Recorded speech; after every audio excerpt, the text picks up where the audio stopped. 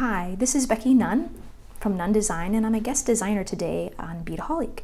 And what I'm going to be making is a really fun little bead cap bead, like you're seeing in this sample right here. What you'll need for this is some bead caps. You'll need a couple of the little crystal chatons, some crystal clay, and you're welcome to use whichever color that you have. I'm going to be using a brown. And inside of the crystal clay, you will find they have a little toothpick with a little beeswax on it, so you'll be using that, as well as the gloves, some head pins, and some cutting shears. We're going to be using a gold head pin and putting it through the crystal clay and the bead cap to create a link.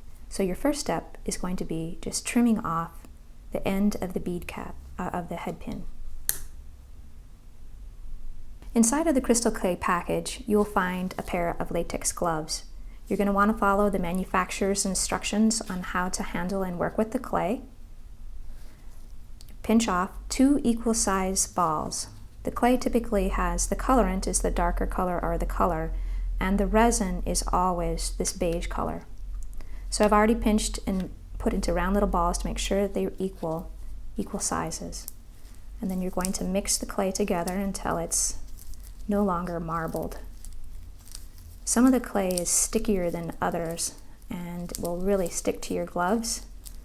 And in this video, you're lucky to see that it's not. Woohoo! But sometimes it does really start to stick and pull, and you can bring it down into your palm and fold it over and until it is no longer marbled.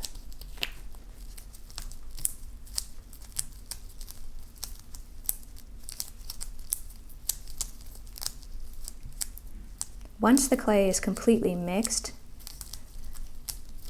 it is then activated, and you have 90 to 120 minutes to work with the clay before it starts to harden and you're not able to embed any more crystals into it. This is what it looks like when it's not marbled anymore. Once the clay is mixed, you can then remove your gloves. It's much easier to handle the clay. I like to roll mine into a nice little ball. And I can see right now that I have way more clay than what I'm going to need, but that's okay because we'll be showing you what to do with extra crystal clay in another video. I'm just going and making a nice round ball, and I'm going to put it together in between the 2 bead caps. And depending on how much of a space you want, you could have a lot, or you can keep on pinching it off so that there is less of a gap, like the example that I have here.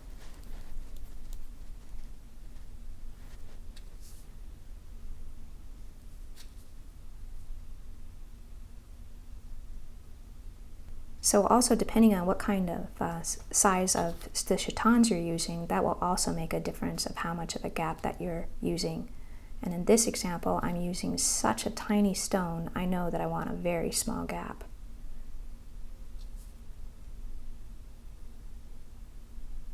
And that looks good about right there. When I'm working, I typically always have wet wipes right beside me so that I can go ahead and wipe off any of the clay that might be getting on my fingers, because it's easy to leave fingerprints on the piece. And I'm also making sure that the clay isn't on the finding, because once it gets on the finding and then dries, it's like cement. It's really hard to get off. Then I'm going to use my head pin that I already cut off and just put it right through the center of it. And this is another reason why I would have my wet wipes handy, is that I can then wipe it off really easily.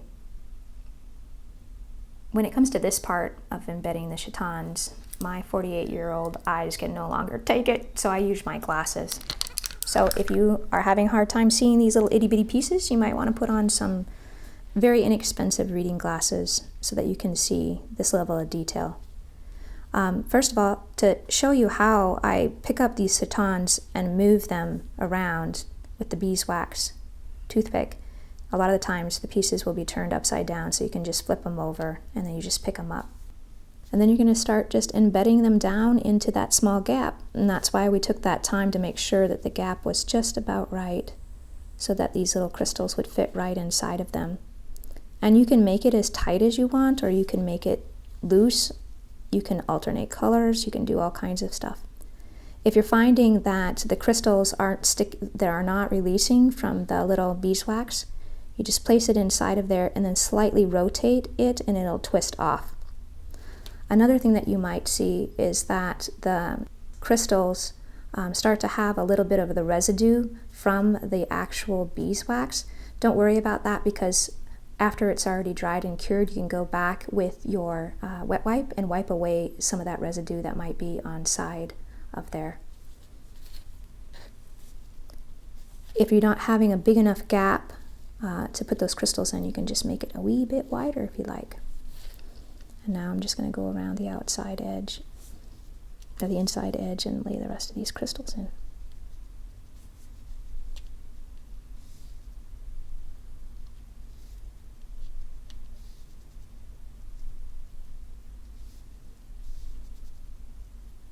When I'm laying these in, I'm not pushing down too hard at first, because if you push down too hard, sometimes they get all cattywamped. I'm showing you a cattywamped example.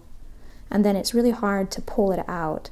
So I tend to put my crystals in really lightly, but deep enough so that they're sticking into the clay. And then once I have finished it, I'll go back in and sculpt it a little bit more. But even that cattywamped one that I showed you earlier, it still looks fine, and you can press it down with your fingernail or use an eye pin to go in there and just kind of straighten it out if you don't like that look. And now I'm just gently pressing them into position and pressing them farther down into the crystal clay. I'm also using my head pin that I fed through to make sure that that hole is nice and sturdy and straight. And now I have a little fun little bead. And once that's dry, it takes about 2 hours for it to start to really harden. I'll then use a pair of needle nose to make the loops. And you can reference that in another Beadaholique video. And then you can go ahead and create your own bracelet or necklace or earrings or whatever you'd like to do. So this is the part of the video where I'm going to show you other Becky Nunn Dog and Pony Show jewelry examples. So if you didn't want to use crystals inside of your piece, you could go ahead and just put the two bead caps together, and you're good to go. Down here I did a crystal clay and just put a little bead cap and then just stuck another little chaton in there to make a cute little pair of earrings. Here's other examples of using the two little bead caps to make fun little balls to add. Here it is in silver with garnet, the piece that we did earlier. And then on this one is just showing other ways that you can use the crystal clay, whether you're just making a nice little ball inside of a jump ring. That's the jump ring laid down first, and then a nice little ball, adding it onto charms. Here are two little bead caps inside of another piece. Here are some right inside of a bead cap, and then using the cup chain right on a tackle bar. So there's some fun other examples of the ways you can use the crystal clay and bead caps.